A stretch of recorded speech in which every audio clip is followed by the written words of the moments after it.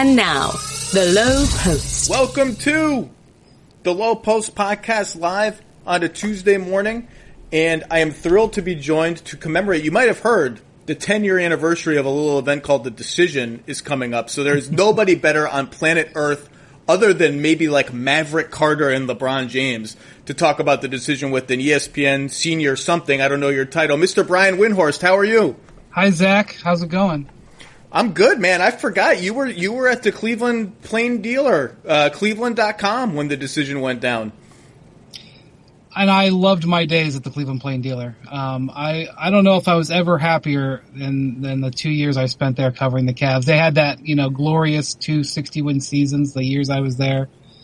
I loved it, but it couldn't last. It definitely couldn't last. And I knew that during the decision time that lots of things are going to be changing for sure. And so I still think LeBron's all-time best playoff series is the 2009 Conference Finals against Orlando. 39-9-9 in a losing effort, and a couple of monstrous clutch moments, including the buzzer beater to win Game 2.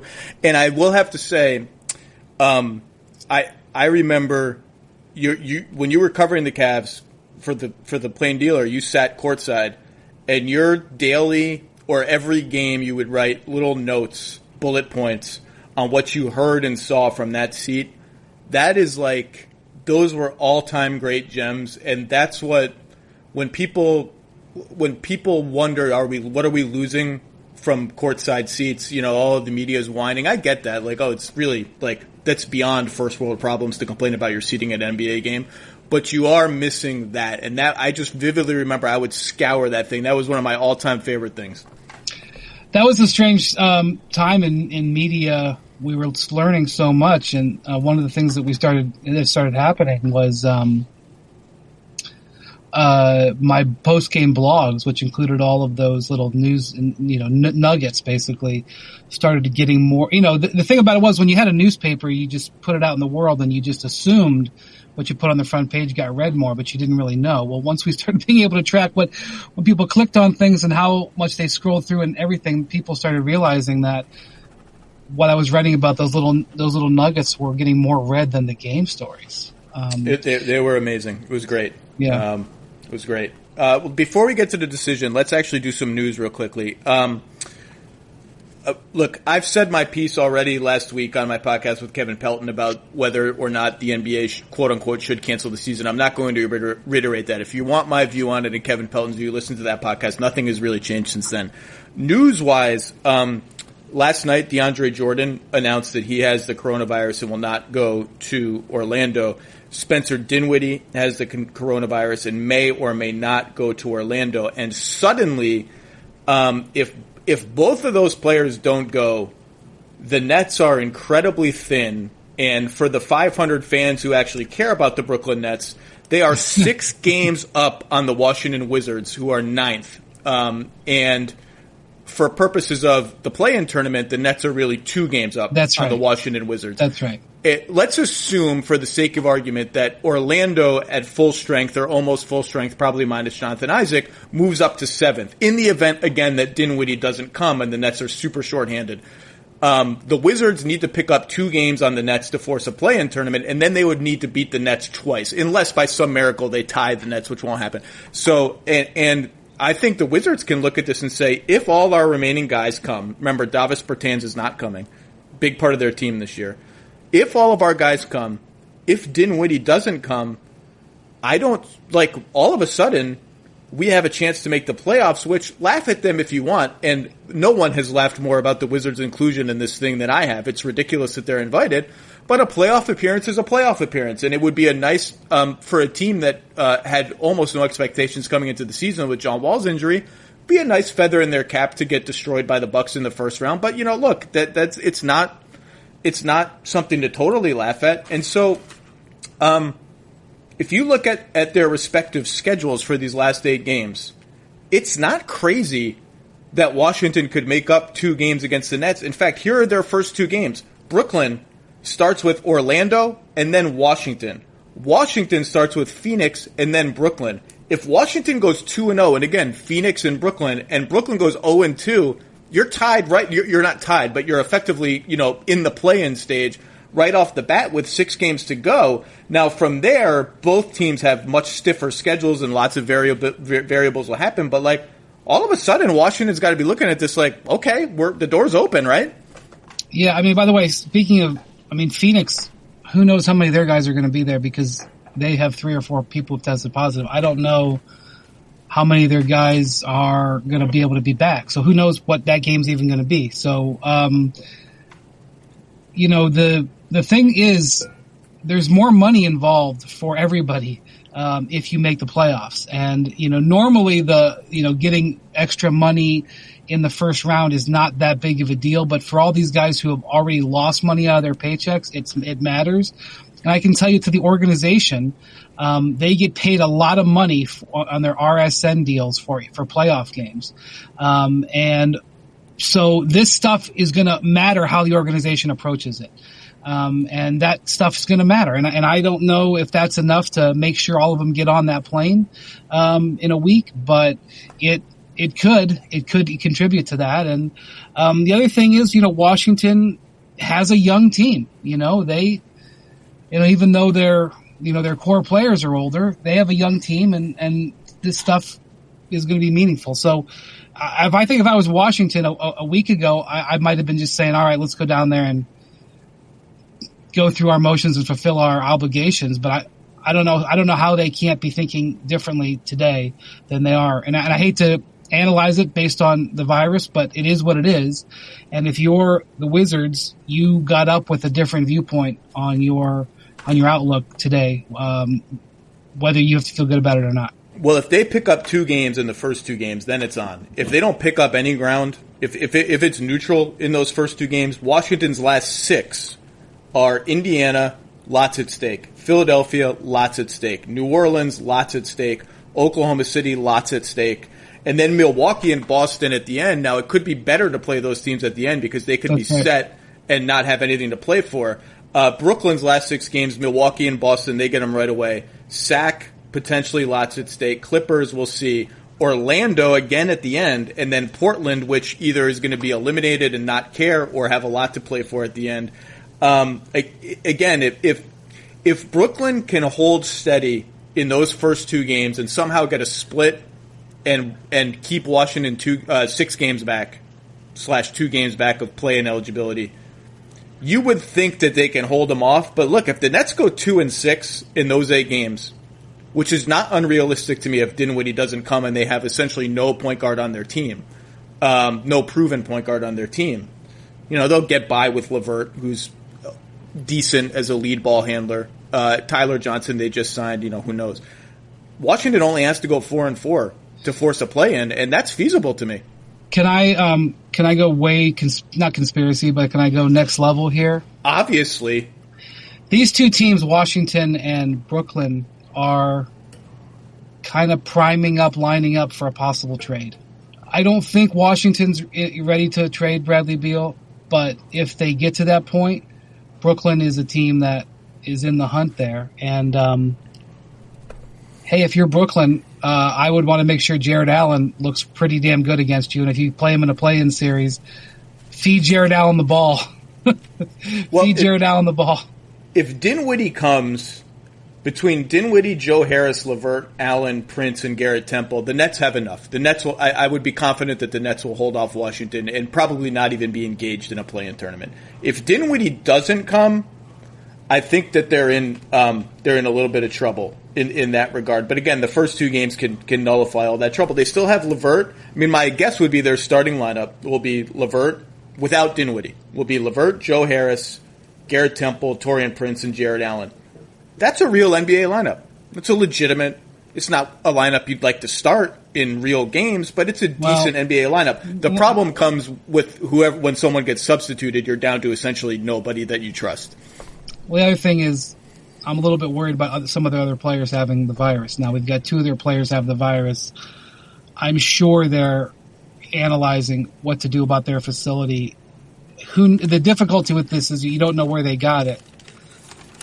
But that's really worrisome, and I don't know if any of their other players are going to get worried and if anybody else bails. But, if this is a time that you want, if Brooklyn accomplishes anything, showcasing of Karis LeVert and Jared Allen, because even if it's not for Bradley Beal, I mean, Kyrie Irving has pretty much come out and shown their cards when he announced that they needed to improve and then announced their core players. Jared Allen wasn't in there. Nor was Joe Harris. Yeah, he's a very good player who Kyrie Irving should really want to be on his team because he doesn't need the ball and he's one of the best shooters on planet Earth. For sure. But I mean, one thing I would say is that if this can, you may say, well, how could 8 games in Orlando? Guys have gotten giant contracts based on 8 games in the playoffs. So, if you're looking for something to come out of this for Brooklyn, Joe Harris has a lot to play for because he's an unrestricted free agent.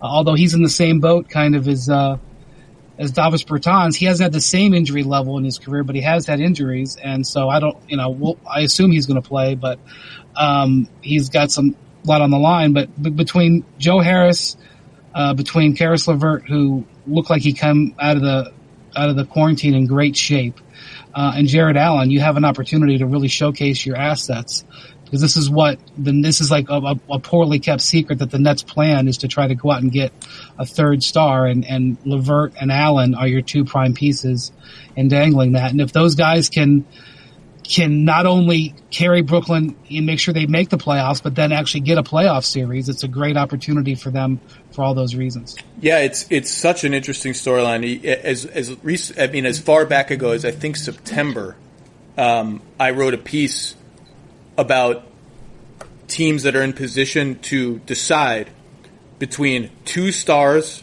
plus depth, plus like real quality depth, which is what Brooklyn has right now if you include Durant and Irving, right, who are not going to play, and Durant obviously hasn't played all year, versus exchange a lot of that depth for a third star and become super heavy at the top and thin at the bottom. I think that's a fascinating philosophical choice. I wrote about it in September, and I wrote about it directly because the Nets are facing that choice, and I mentioned Beal in that article as the third star that they will face that choice with. People can read it and find what I concluded, but I think it's a really interesting philosophical debate. I agree with you that it will be something that it is something that is potentially actionable if a lot of things flip the right way. Number one of which is Washington has to be willing to trade Bradley Beal, and they have insisted over and over again that they are not. Now, teams insist over and over again that they are not willing to trade player X until circumstances demand that or require that they do so. Obviously, John Wall has been seen working out and looking good. I think the Wizards do have an interest in seeing how that group looks next season. So it is interesting. And by the way, I love that the Nets have signed Tyler Johnson. We're really they need to acquire Otto Porter at some point just to hit the trifecta of all the guys that Sean Marks hit with the poison pill offer sheets and didn't get. Got Crabbe, got Tyler Johnson. We got to get Otto Porter to the Nets just for the sake of NBA trivia. Yeah, and I respect the job that Sean Marks has done there. It's been amazing considering what he took over to what they have now. Incredible. But those offer sheets were all terrible in the moment. They've all proven to be terrible. And yet he still wants to keep getting these players to remind everybody how terrible those offer sheets were. Look, when you've got I respect it. He's sticking by that evaluation. Look, some people just have their soft spots in life, whether it's a certain food you got to order every time, a bad relationship you stay in because you just can't quit it.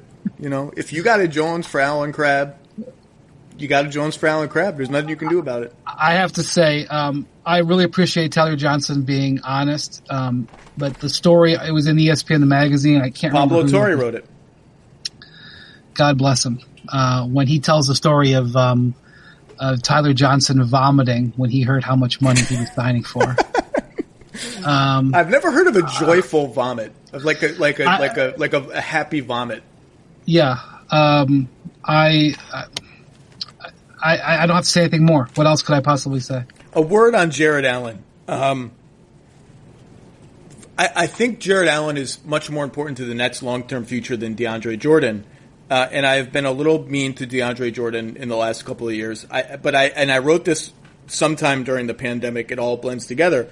In the last probably 2 months of the season, before they had suspended the season, DeAndre Jordan legitimately outplayed Jared Allen. He proved me wrong. He proved a lot of the doubters wrong. He was better than Jared Allen. Now, I don't think he was like 20% better than Jared Allen, but he was better. A little bit better. His passing had improved. His turnovers were down. He's still a legitimate threat on the roll.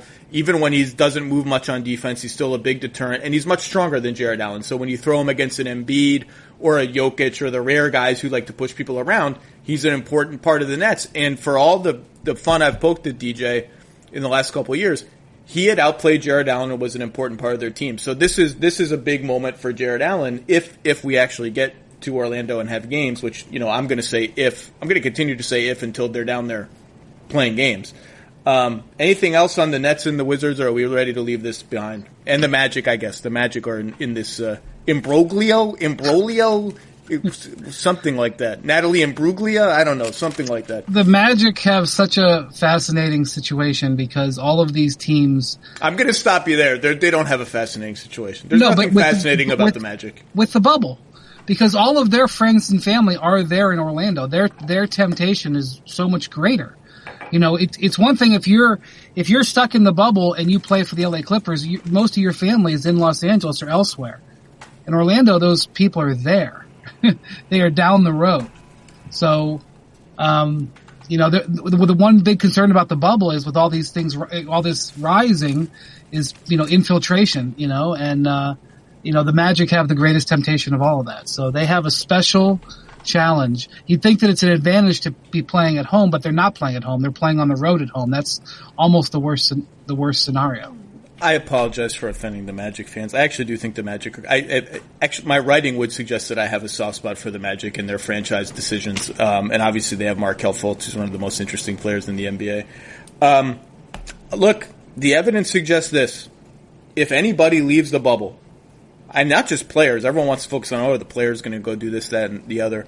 If anybody leaves the bubble, the risk is enormous. The risk of bringing it back is real and enormous. And if this is going to work, it just has to be highly, highly regulated, and people cannot leave because the risk, particularly with Florida shockingly bungling the coronavirus response, the risk is enormous. And on the flip side, the German basketball league, on a much smaller scale and over a much shorter period of time, just completed a bubble with no positive tests. And again, it's the German basketball league, so it was a much more limited number of personnel in a shorter time frame. But it's possible, but this is a much more rickety thing. Let's move on. The Chinese you say something. Chinese basketball bubble is holding. But they have draconian measures, and no players union, but draconian measures.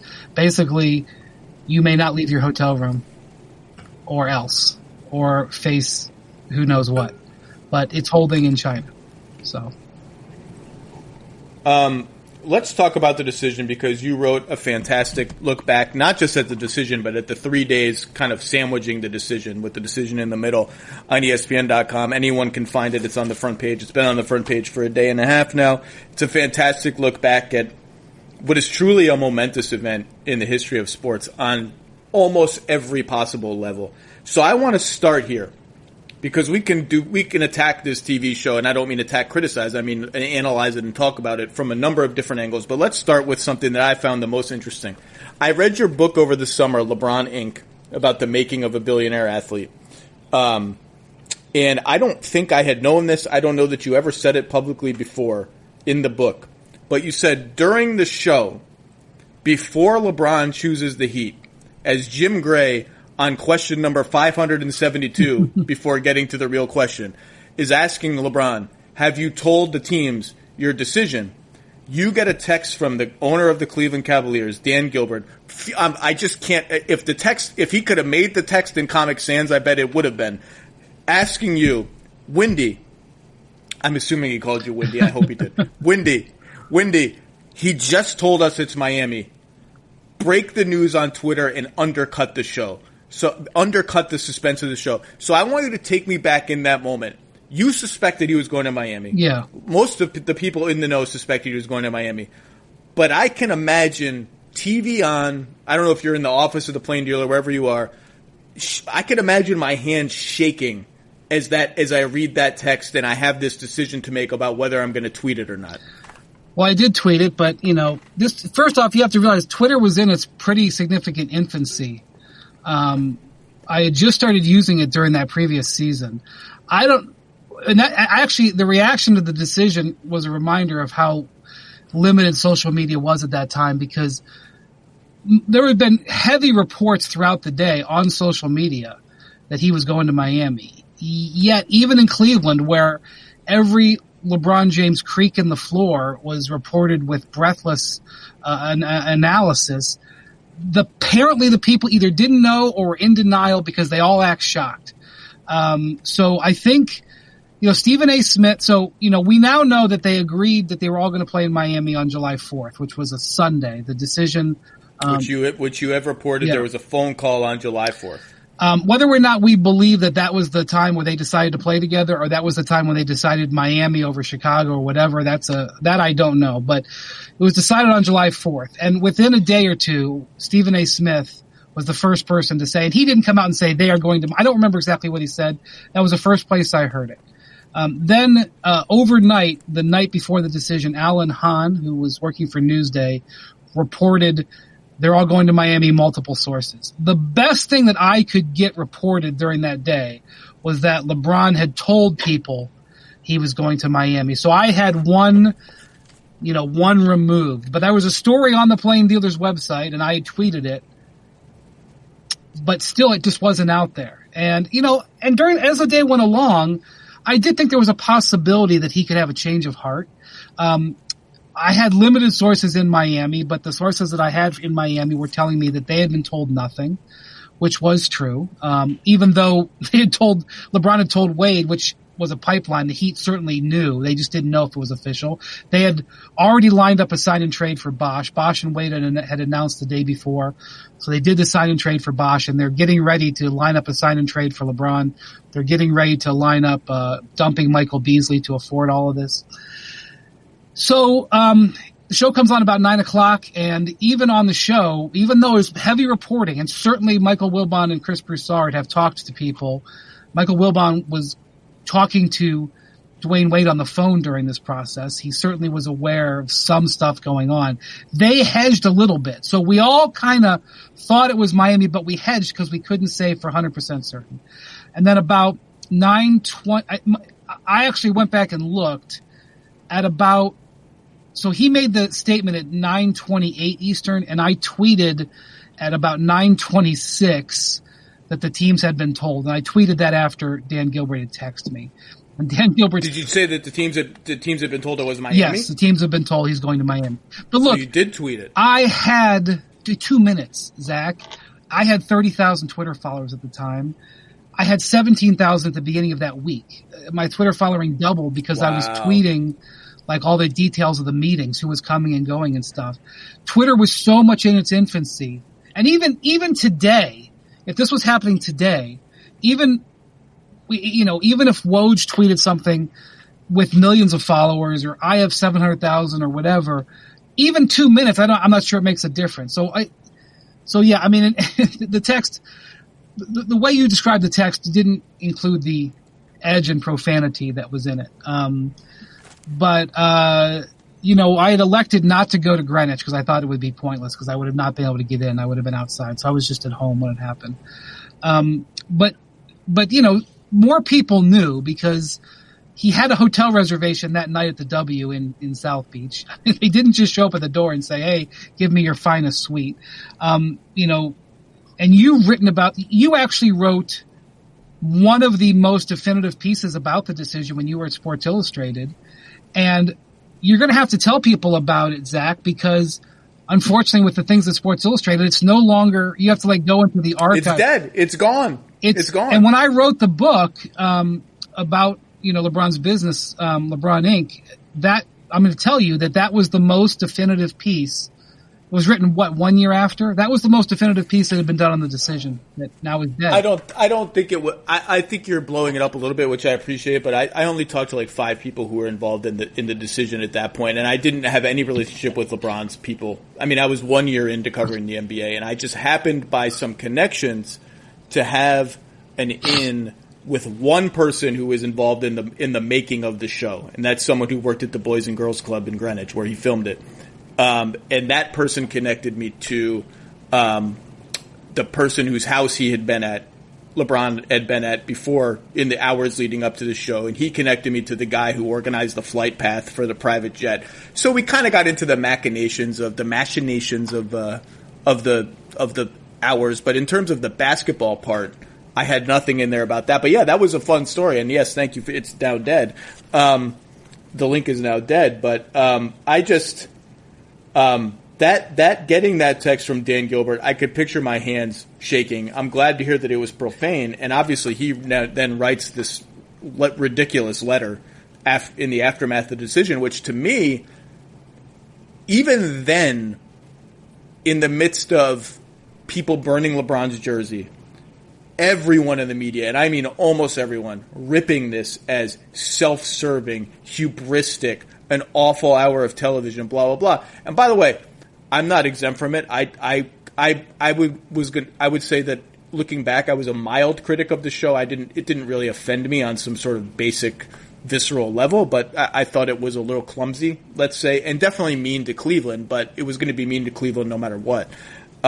It never really super duper bothered me, but even when that letter came out, I remember thinking, this kind of validates LeBron's decision to leave. Like, if this is your reaction to this, it's a pretty big window into your personality and your relationship with LeBron, and this kind of seals the deal. Like, if this is a decision that, like, I get it.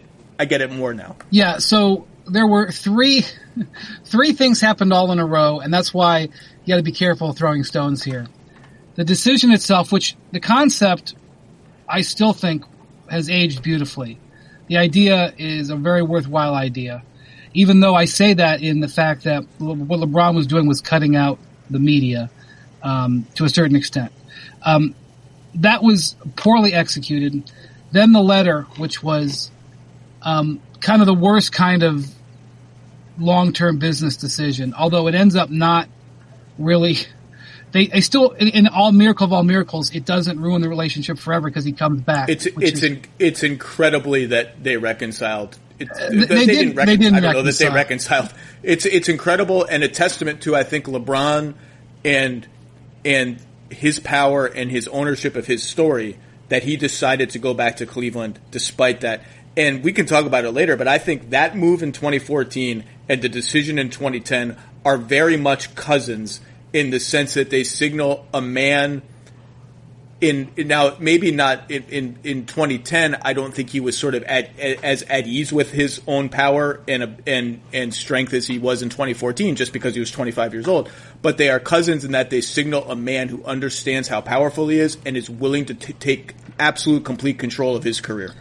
So we have the decision, the letter, and then the rally, all sort of three in a row. And the Miami Heat are not only known for being really stable, smart, fiscally responsible, strategically advanced team, but they're not the type of organization that normally says, "Look at us." And yet, even in that moment, they lost sense of themselves. So it was just a time where the emotions and the stakes were so high that even the Miami Heat, who never make faux pas like this, made this massive faux pas in the way they decided to do that. And so it was just a wild 36 hours. And the crazy thing is, and this is still on YouTube, if you go back and look at when Bosch and Wade made their announcement, it was on the Noon Sports Center. It was a Wednesday, July 7th, on the Noon Sports Center. 12:01, Michael Wilbon comes on. Wade's in a box. Bosch is in a box. And Wilbon's in a box. And in 4 minutes and 55 seconds, Wilbon executes the interview, says, "Where are you going?" Asks Wade, why not Chicago? Because, Wilbon's a Chicago guy. Talks to Bosch, gets his reasoning for Toronto, and in 5 minutes they put a bow on it. It was beautifully executed and said. And so while I appreciate that what LeBron did, and in many ways, it was like the first step towards his media operation, and that first step had to happen for them to go where they are today, where, literally 10 years later, they have $100 million investment in their production company they just announced last week. The handling of that by professionals, by the SportsCenter operation and by Michael Wilbon versus the amateurs was incredible. And I say that being an ESPN employee, I realize that I can't step totally out of that, but seeing how those two were done, if you just went and watched how Wilbon did it, like that's how it's supposed to be done. It was done perfectly. Well, you never hear any complaining about that. Well, let's just get that part of the discussion over with now. You put it correctly, cutting the media out, except for ESPN, which broadcast the event. They cut the media out. I think it's undeniable that it was clumsy. LeBron was nervous. It took too long. It was just not well put together from just an aesthetic sense. Sometimes I actually wonder if LeBron had just worn a different shirt, if it would have been received like 20%. There's something about that shirt, and I have many shirts that are similar to it, probably less expensive. I don't know why. It's if he just had worn a plain like blue shirt, I think like the vitriol would have gone down by like 20%. It's not a bad shirt. It's a nice shirt. I would wear that shirt. There's something about it. I don't know why. But I think I admired him cutting out the media then, and I admire it even more now because it was a statement that said, if all you can offer me, if all you can bring to the table is a recording device, I don't need that. I can construct my own recording devices, which has become uninterrupted in Spring Hill Entertainment and all of the billion-dollar businesses that LeBron has built, or combined $1 billion. It put pressure on media, and the Players Tribune did as well. And all of this stuff about athletes cutting out the media, I don't view it as cutting out. I think it puts pressure on the media. And the good of it is it puts pressure on the media to bring more than stenography. If all you can do is be a stenographer and all you can do is offer me a platform, I can do that on my own. I don't need you. And readers don't need you either. But you've got to be able to bring more than that. The downside is, and Don Van Natta hinted at this in his wonderful backstory piece that ran on ESPN on Sunday. The downside is, I do think the decision was part of, and probably the most important event in athletes in realizing how much power they have. I do think there has been some rise in sort of access journalism in the NBA in terms of like some athletes know that we have so much power. If we're going to give you any access, if we're going to give you a 1 hour interview, if we're going to give you whatever, we're going to have some sort of authority over shaping the story that you write. And I don't think that's universal. I don't think that's anything like an endemic, but or even necessarily totally. I think it's mostly bad, but I think there's been a rise in that since the decision. Then that's the cost. And if that's the cost, then I think you just have to pay that cost and find a way to make everyone's content better. Yeah, well, look, at the end of the day, that's true, but that's an inherent thing that happens in all media. When somebody comes on all media, celebrity media, right, everything. When Ben Affleck comes on the Tonight Show, yes, he's Ben Affleck and he draws in viewers, and the deal is I come and I will, sit in here and joke with Jimmy Fallon for 6 minutes, but you also promote my movie. That's existed for decades, will exist for decades more. There's an inherent deal that works together. Where the decision was a problem was the arrogance that they had and that they could do it better. That they didn't have a writer. And you notice, I'm taking my talents to South Beach was a horribly written line.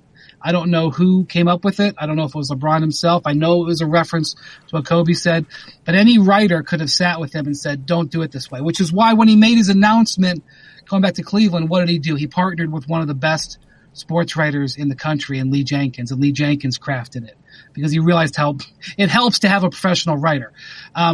They didn't do prep. If LeBron was going to play a playoff game in front of 10 million people, which is what the decision was, he would his preparation would be very intense because yes, basketball is different than making television, but it requires preparation. LeBron is willy-nilly, spends the afternoon, hanging out with Kanye West, which is an incredible aspect of this. Kanye shows up at this guy's house while LeBron's getting ready for this. He shows up a half hour before the show. Would he show up a half hour before a playoff game in front of 10 million people? No. I mean, I know it's not the same. He doesn't need to stretch or whatever. But there was a lack of respect to actually what he was doing. That's why I'm saying if you watch what Wilbon does, Wilbon had been interviewing people for 30 years, had been making television for a decade. If you watch how Wilbon handles it, and you watch how they handle it 24 hours later, if they had just let Wilbon do it, I'm not talking about, Jim Gray, but they were so focused on that they could take it from ESPN and say, this is ours. That they lost the idea that maybe whether they should do that. And so even now, LeBron has all these projects. He's got dozens of projects. He's not directing any of them. He's acting in almost none of them. He's not writing them. He's executive producer, which means he's sort of reviewing them and nodding them, but he's taking a very small thing in it. And, that's the thing. Yes, athletes can take the control of their own announcements and take control of their own content, but they are great at being athletes. They are not great at the content part of it. And that was the biggest lesson. And if you look now at what LeBron does, a month or so ago, he and his group produced this special for graduating seniors that was on all 3 networks. It was beautifully produced. It was beautifully written, had great musical performances, had a speech from President Obama, who's one of the great orators of our time. No matter what your politics are, you cannot deny the man can give a great speech. He got that, and then when LeBron spoke on it, it was this beautifully designed, written, and performed on tape speech that he made. That was their doctorate compared to the first day of high school, which is essentially what the decision was. Unfortunately, the first day of high school in their media production careers was watched by 10 million people. And so at the end of the day, that's what it was. And once you get your mind around that and you understand it, I think you can feel a lot better. But for so many people, they saw it and they lowered the door on LeBron and said, that's ridiculous, you're a fool, when the actuality was there were so many more layers than that. Yeah, I thought it was clumsy and sloppy, but it never offended me. I was never offended by it. I never held it against them. I was never that. It's kind of typically me. I didn't have a particularly strong take. And I will also say, and I've said this privately to many friends, and I've maybe said it publicly before, I am one of unknown amount of media members who got hired because of the decision. I owe my job in the NBA to the decision, because when the decision happened, it was such an event. And it, not just the decision, but LeBron's free agency in general, was such an event that almost every publication covering sports realized in that moment, we do not have enough people covering the NBA. We need more resources covering the NBA. And lots of people who were freelancing, trying to make it part-time, not involved in the NBA at all, lots of people got hired because of that, of how momentous the decision was. Yeah, this is one thing that, at times over his career, LeBron has been criticized for being hard on coaches and, getting coaches fired or whatever. But when LeBron comes into your ocean, all the ships rise, right? So over the course of LeBron's career, he has gotten so many teammates, coaches, support staff, definitely media. He has risen the ocean for all of us. All of us have had the ocean rise because of LeBron. And that doesn't mean that he should not be criticized for making a mistake, but we have all benefited from it. The league in general has benefited from it. I don't know if you could assign a dollar figure to the league, but it's in the billions. And so he, without question, his willingness and his ability and his charisma and the fact that so many people are interested in him have done this. And the fact that 10 years later, even with all the success that he's had the last 10 years, people still are so thinking and talking about this just shows how influential of a person that he has become. Which is interesting, because I think in the last 3 or 4 years, LeBron's social activism has really not elevated, but he's done more, right? He opened a school. I mean, he opened a freaking school. Can you imagine that? The guy opened a school that's going to serve thousands of kids from Akron and the surrounding area. He's been more active in politics. He just started More Than a Vote, which is tackling one of the most pressing issues in the United States. Before the last 4 years, I didn't find LeBron like as a human being. I don't remember like ever. I just don't think that there was the interest in him didn't match to me what his persona was. Like his persona was almost a little bit dry because I think he was so protective of his image, and now it's become the opposite. He's fascinating, and I would read a lot of stuff about him, but I never found him as just compelling as Jordan or Barkley or lots of guys who have come before him, lots of stars who have come before him until the last 4 or 5 years. That said, I think the decision and the criticism he took in the wake of it, becoming a villain. I mean, he was hated. He was he was hated by huge segments. People were rooting against the Heat in the 2011 finals to see LeBron lose. I think that has actually now zooming out 10 years later, I think that's made his career arc so much more interesting because he had to navigate that, and he had trouble. He's admitted he had trouble navigating being the villain. He had to come out the other side, win championships with Miami under enormous pressure because that thing came close to teetering multiple seasons in terms of just how close they got to not winning. And then have the wherewithal to say, you know what? I've done what I came to Miami to do. I know my falling out with Cleveland was terrible. I'm going back anyway, and I'm going to win. And he won. And I just think his career arc, almost by accident because of how much dislike he took from the decision, is more interesting, and he's more human, and he's more relatable because of it. He's talked about this. He, for a long time, was really focused on what people thought of him, which is common for many people when they're young. Becoming self-actualized is a struggle that into adulthood that everyone to a certain extent has. And basically he got to the point where he was like, because I realized I tried to make everybody happy and I failed, I'm now not going to worry about making everybody happy anymore. And that freed him in so many different ways. It freed him on the court. He went through that finals with Dallas, reading all of the columns. Like he would spend his off days during that Dallas series reading all of the columns, about how he was struggling and failing. And by the way, this wasn't like something that I was whispered to.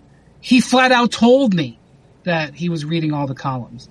And so to get to the point where he was like, I don't care what any of you say. I don't care what anybody thinks of me. I don't care about any of that. I'm going to be myself. I'm going to do this. I'm going to go back to Cleveland. I'm going to then go to Los Angeles. I'm going to create this media company. I'm going to be political. I'm going to say what I say. Maybe that would have happened anyway, but it took that year of misery that he basically had, because he was miserable his first year in Miami. So miserable that he basically went back to Ohio and just stayed there. The lockout's going on. The snow is falling in Ohio. His house in Miami is in 75-degree weather. He's in Ohio playing flag football because he was so scarred by that first year. Getting through that changed his personality to an extent, and he's benefited from it immensely, not just from a competition standpoint, but not being afraid to put himself out there for other things, including social justice, which now is becoming something that everyone is being encouraged to do. But when he was starting to do it, it wasn't seen that way.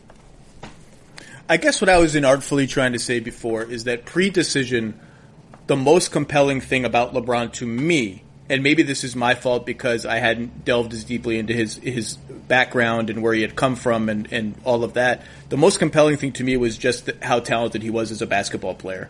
And I could see that. That's there for everybody to see. It's incredibly compelling.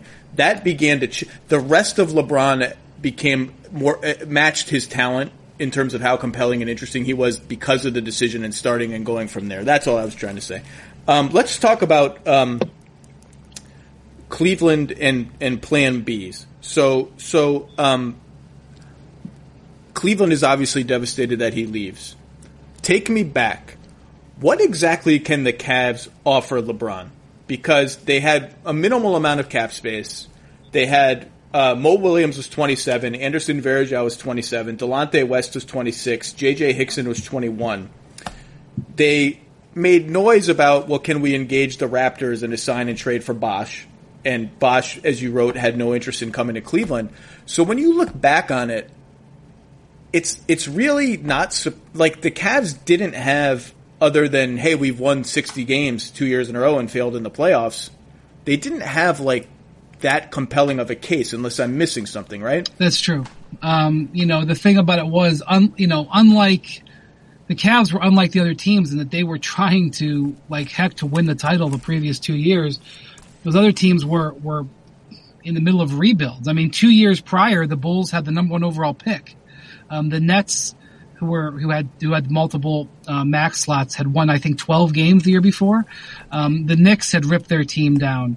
The Cavs were trying to compete. Now, you can argue and say, well, trading for, 34-year-old Ben Wallace and 38-year-old Shaquille O'Neal, 33, 34-year-old Antoine Jameson, that's not the way to do it. And I wouldn't disagree with that. But they were trying to do the best they could. And so they were ill-equipped. And so when you look back at it as the final analysis, I mean, Miami was sitting there with saying, we can do all three of you together in Miami. Chicago was saying, we can do two of you plus this other really good young team that we have. And everybody else was can argue whether they were in third place. And that's just the reality of it. And so, yes, the Raptors knew that Bosh was gone. I'm not even sure that the Raptors even pitched Bosh. I didn't even go down that road. Can I read you a Dwayne Wade quote about that? Yeah. This is Dwayne Wade upon getting acquired upon signing with the Bulls. He starts to open up about the 2010 process. He signed with the Bulls, I believe, in 2016. This is from a Sam Smith piece. Miami, came with the idea that they can get three players. We never thought it was possible. Okay, maybe. That was my editorial. I was shocked when I heard it could happen. But I know LeBron's eyes were here in Chicago. I know my eyes were here. I know Chris's eyes were kind of everywhere because he was in Toronto, so he was just happy that people knew who he was. Wow, Dwayne Wade, coming at the city of Toronto and the Raptors organization hard.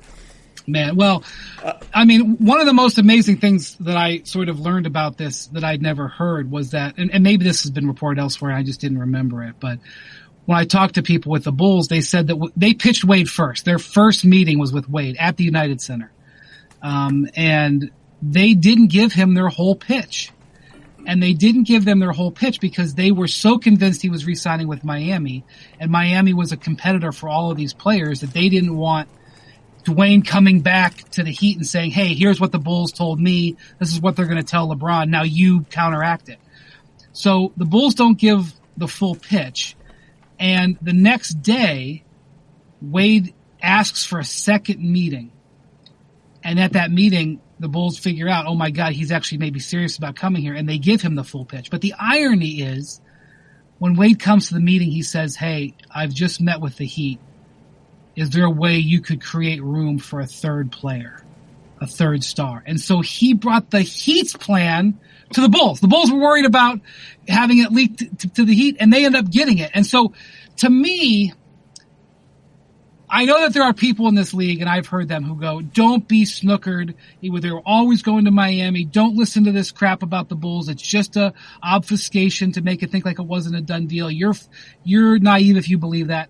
I don't believe that. I believe that when Wade asked for that second meeting and asked the Bulls if there was a way that they could get a third slot, after he heard that pitch because he went immediately from the United Center to Henry Thomas, the late Henry Thomas, who was the agent of Bosh and Wade, a fine man, honorable man, went to his office. Riley gives Wade the three-prong pitch.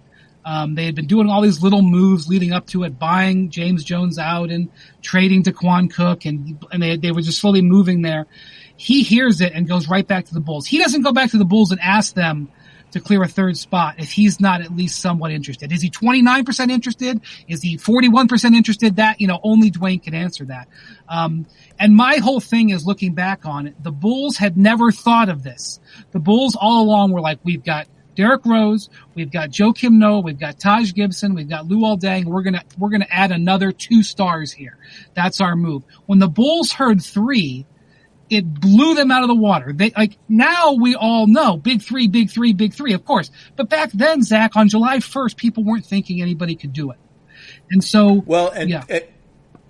and to fit 3 stars, I mean, you have to tear it to the studs. They had one player. Max guys. They had one player in the contract. Well, and they all ended up having to take pay cuts to fit Mike Miller and Udonis Haslem. You have to rip it to the studs. And the Bulls, you went through it. You can sign and trade Luol Deng for nothing in salary to try it, but you still have Rose and Noah and Gibson, and you're probably still going to fall short of the salaries those guys wanted. To me, when I read all the coverage, including yours, about Chicago, and I've read lots of other coverage plus yours, which is the best, my take on Chicago is they would have been thrilled to get 2. And I think in alternate universes, but the two are always going to be Bosh plus LeBron, Bosh plus Wade. Thrilled. And I think in a lot of alternate universes, that's a situation that's very appealing to Bosh Wade, Bosh LeBron. But what was unavoidable for the Bulls was Wade and LeBron wanted to play together. And they didn't, I think they had concerns about playing together with Derrick Rose because it was just going to be too much ball handling, too little shooting. And so in a theoretical world where the Bulls cut Bosh out and say, well, okay, we can get 2 stars. How about you guys? I think based on what I've read, this is just based on what I've read in the reporting, I think they would have said, well, we'd like this other situation better. So I'm not sure what really the Bulls could have done in the end to offer them a situation that was as compelling to them as Miami. Does that make any sense to you? Clearly. I can sum it up in one sentence. 3 is greater than 2. And at the time, Derrick Rose should have been included as one of a big 3, but he wasn't, for better or worse. I mean, he won the MVP the next year. 3 was greater than 2. Now, Riley had a singular obsession and focus to clear it, to make it happen. He was driving at it with an unstoppable force, with a cap expert who had every tool in the toolbox doing it.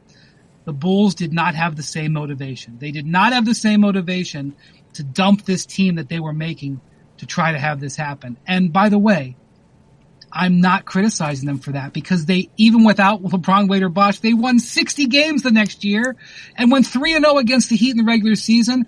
And arguably, had you given them a little bit more time and they had, given them another transaction cycle before Rose blows out his knee, maybe they have a ring and they have no regrets. I'm glad you brought that up because I'm going to write a piece in the next week or two about, and I podcast with Lebitard about this in January, about the legacy of that Heat team. And I think really when you talk about it, and I don't want to get sidetracked, but a lot of it comes down to 2 knees, or maybe 3 knees. Derrick Rose's knee and Dwayne Wade's knees. On the one hand, Derrick Rose's knee eliminated what stood to be as their true rival, their true test, in a way that I don't think Indiana, as well as they played them in the playoffs, was ever equipped to be. And then Wade's knees, I think, cut them short in terms of their longevity. But that's a different story. By the way, about Cleveland, you've written about this. I don't know what amount of money I would pay to see it, but it's not a trivial sum. The Cavs, in their presentation to LeBron, I guess commissioned Seth MacFarlane and the creators of Family Guy. No, they tried to get Seth MacFarlane to do it. He was too busy. Okay. So they had a Family Guy style, like a knockoff.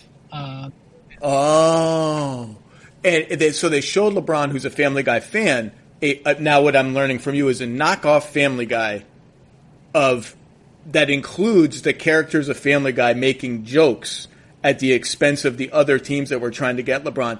Oh my God, would I pay money to see that and see what jokes they made about the other teams that were trying to get LeBron, how crude they were, how they might have gone over in that room. If in watching them, I would have been like, in LeBron's shoes, if I would have been like, oh my God, I would have done the Homer Simpson back through the shrubbery to get out of the room if they were. I would just love to see it. Well, that's the thing. Like, remember, this is Dan Gilbert's brainchild, and Dan, there was nobody precious to him. And the reason it's probably never come out is because it would probably really make some people look bad because I think it targeted. We need to drop everything. Forget the bubble. We need to put all our reporting resources at ESPN into getting that tape. We need to get that tape among other tapes that the world needs to see. We need to get that tape. Yeah. So, and according to people there, LeBron was roaring with laughter. And I'm sure he did enjoy it. Apparently had inside jokes. It mocked the executives and the players on the other teams. Oh my God. Which is probably one of the reasons why we never heard about it, because it's just probably really not something that they want to be associated with. But I will say this, they did know his style of humor. It was an explanation, we know you. This is, their pitch to him was not, hey, we're going to get Wade and Bosh. Their pitch was, we know you. This is your home. And JJ Hickson's going to be an all-star. They didn't realize, And the thing about it is, like, they had worked out they had called the Raptors. I wouldn't say it was worked out, but they had called the Raptors and said, hey, if Bosh wants to come here, can we do a deal? And, Brian Colangelo and the Raptors long wanted Anderson Varejao. There would have had to have been other pieces in the deal. Maybe Hickson would have been in that deal. Delonte West had a non-guaranteed contract, so he could have been involved in it and they could have cut him. But they could have gotten there with Varejao and potentially draft pick asset or two as a deal. So they knew that they could get Bosh, but they literally could not get Henry Thomas, Bosh's agent, to return their call. And forget about even set up a meeting. They couldn't get a call back. So when they came to LeBron, when it came to improving the team, they said, listen, we can trade for Bosh, but we really need your assistance in recruiting him.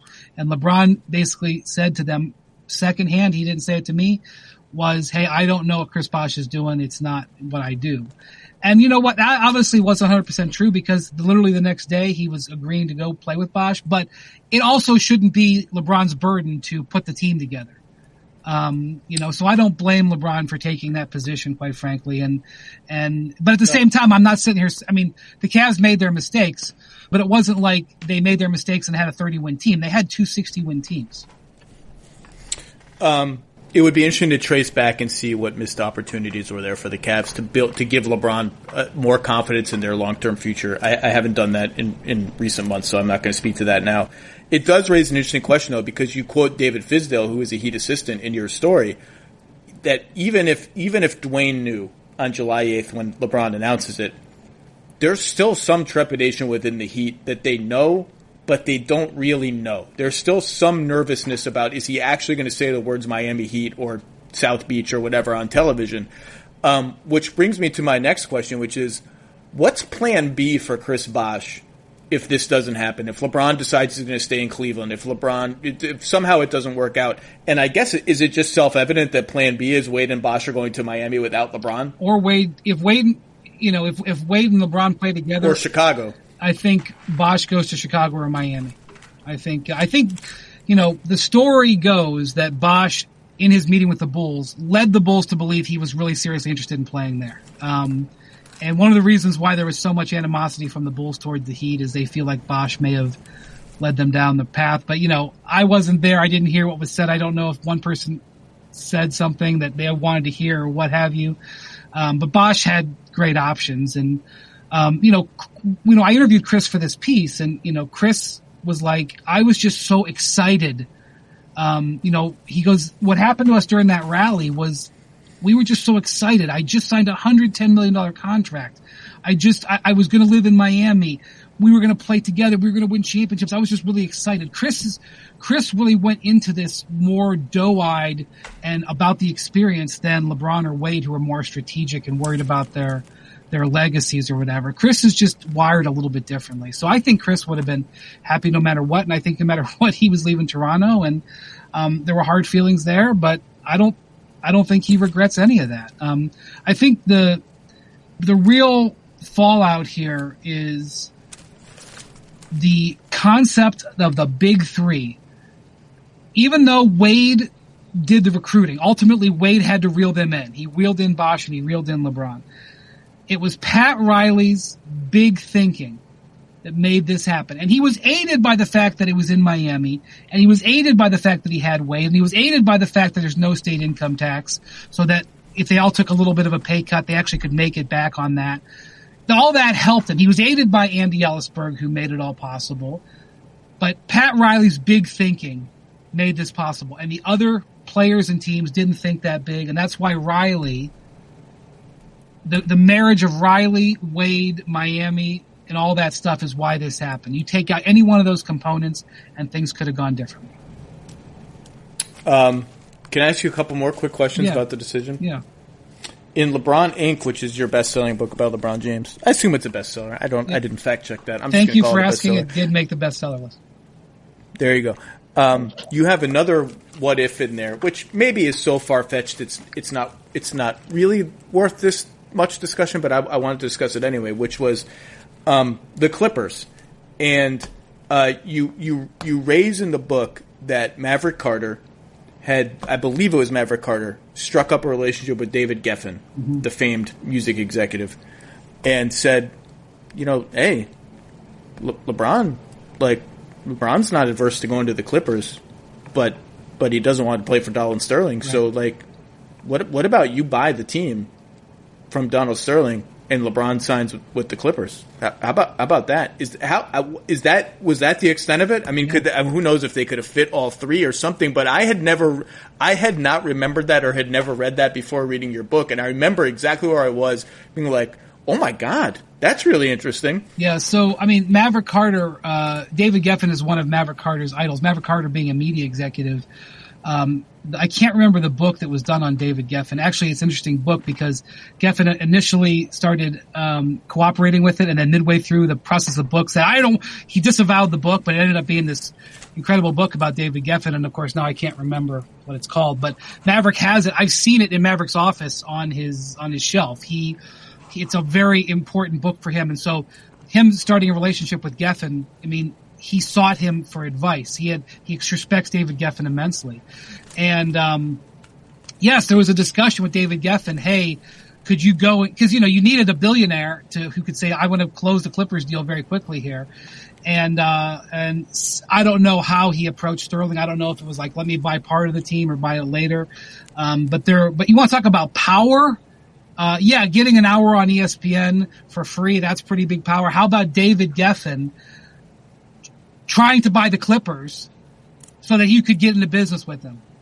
That right there is an affirmation of power. And, I know that in Don Van Natta's backstory it was on ABC the other night, that he explored the idea that, someone who wrote into Bill Simmons' mailbag actually came up with the idea of the decision. But the real decision was launched at a finals game, between the Lakers and Celtics. Where Ari Emanuel, Jim Gray, and Maverick Carter got together and sort of hashed it out during halftime. And Ari Emanuel at WME, William Morris Endeavor, actually put it together, which is interesting because LeBron's agency was CAA, and William Morris Endeavor and CAA are big-time rivals. That's another aspect of it. But yes, Maverick was in Los Angeles for a time leading up to that. Because remember, the Cavs get eliminated the first week of May. We now have 7 weeks or so, or maybe the second week of May, 6 or 7 weeks for them to look at their plans. But one of the things was in there. And so Geffen makes some approach to Sterling. Sterling, like he told everybody for decades before and for years after, no, and they had to take it from his cold hands to get it from him anyway. But yeah, I mean, you want to talk about a what if? How about LeBron?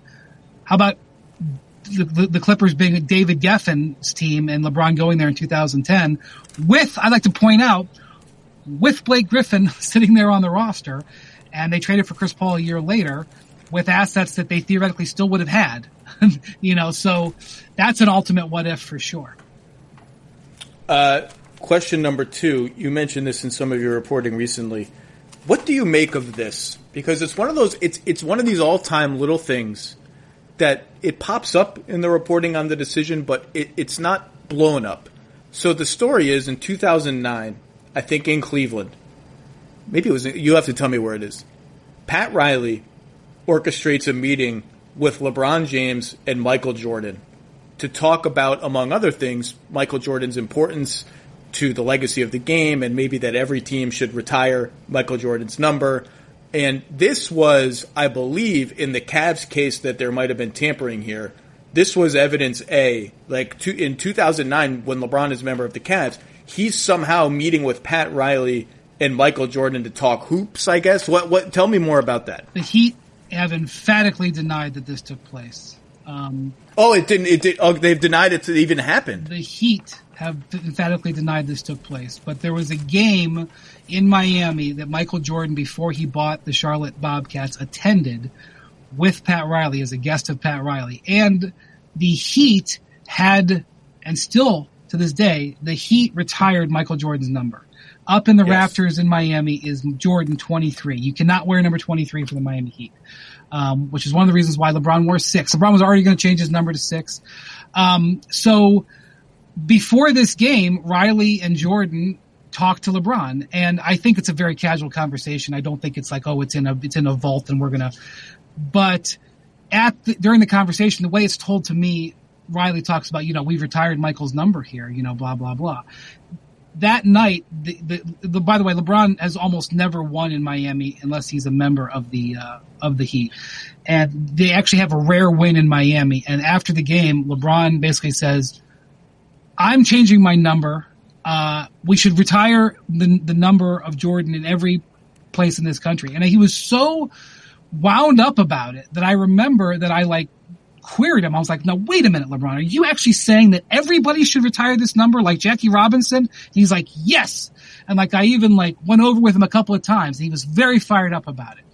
And it wasn't that Pat Riley did any sort of tampering. It was that he could show LeBron how they've honored Jordan, and that LeBron would respond to that so dramatically. The fact that he gave up his number, and he actually had done the paperwork to change to number 6 for the following year. Even if he had stayed in Cleveland, he would have been number 6. And so it was more about that emboldening Riley to say, I will be able to reach him when it matters. If us honoring Jordan at a game and having him at a game fired up LeBron that much, I think I may be able to reach this guy. And, I don't know how much of what Pat Riley said in that meeting with the rings sold LeBron, or if it was Wade, or if it was the Miami Sun or whatever.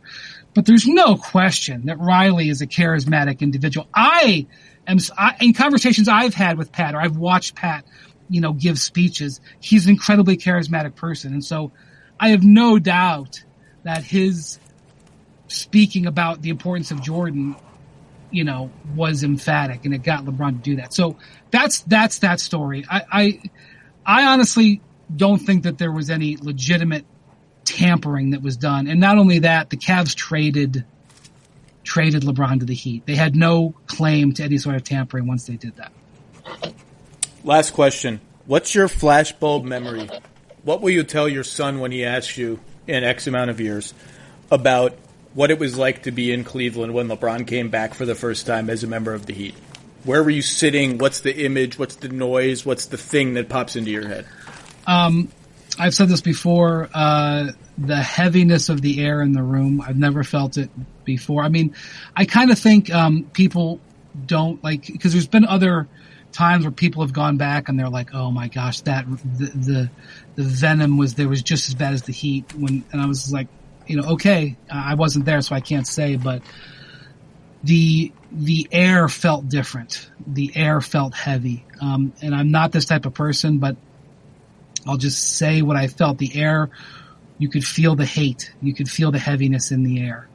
And I don't know. I can still remember walking out. We were no longer sitting on the floor by then. We were sitting in the mid deck, and I remember walking out.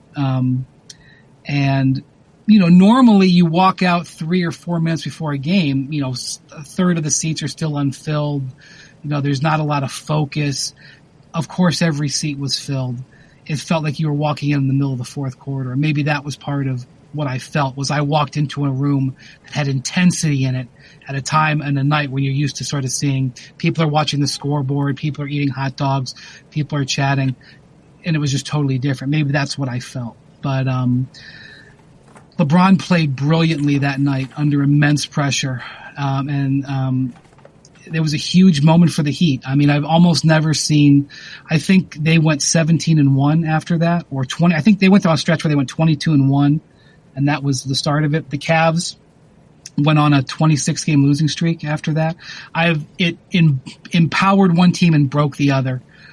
Regardless of what anybody wants to say about Durant going back to Oklahoma City or whatever else, it didn't affect the two teams like what happened that night did. And the